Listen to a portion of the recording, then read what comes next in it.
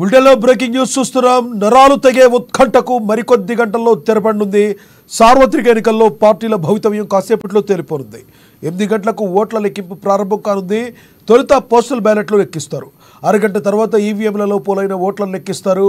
ఓట్ల లెక్కింపు ప్రక్రియను పకడ్బందీగా నిర్వహిస్తామని, ఇందుకోసం ఏర్పాట్లన్నీ పూర్తయ్యాయని కేంద్ర ఎన్నికల సంఘం తెలిపింది. కౌంటింగ్ కేంద్రాల వద్ద 3 అంచెల భద్రత ఏర్పాటు చేశారు. కేంద్రం పారామిలిటరీ బలగాలతో పాటు ఆయా రాష్ట్రాల పోలీసులను మోహరించారు.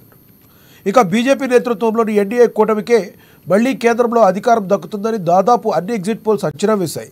గతంలో పెద్దగా ప్రభావం చూపని రాష్ట్రాల్లోనూ గెలుపు రికార్డు రాస్తామని బీజేపీ ధీమాతో ఉంది. ఈ ఎన్నికల్లో బీజేపీ గెలిస్తే వరుసగా 3 సార్వత్రిక ఎన్నికల్లో గెలిచిన తొలి ప్రధాని జవహర్లాల్ నెహ్రూ రికార్డును మోడీ సమం చేస్తారు. మరోవైపు ప్రతిపక్షాలు కూడా గెలుపుపై ధీమాగా ఉన్నాయి.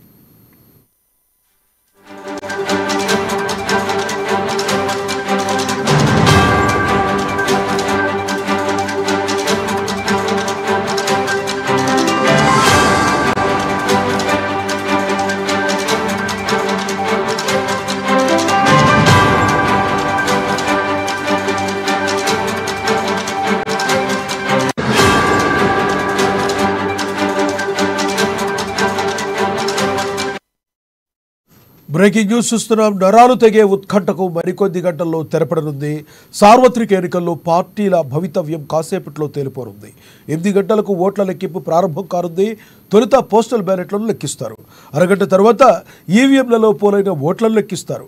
ఓట్ల లెక్కింపు ప్రక్రియను పకడ్బందీగా నిర్వహిస్తామని, ఇందుకోసం ఏర్పాట్లన్నీ పూర్తయ్యాయని కేంద్ర ఎన్నికల సంఘం తెలిపింది. కౌంటింగ్ కేంద్రాల వద్ద 3 అంచెల భద్రత ఏర్పాటు చేశారు. కేంద్ర పారామిలిటరీ బలగాలతో పాటు ఆయా రాష్ట్రాల పోలీసులను మోహరింపజేశారు.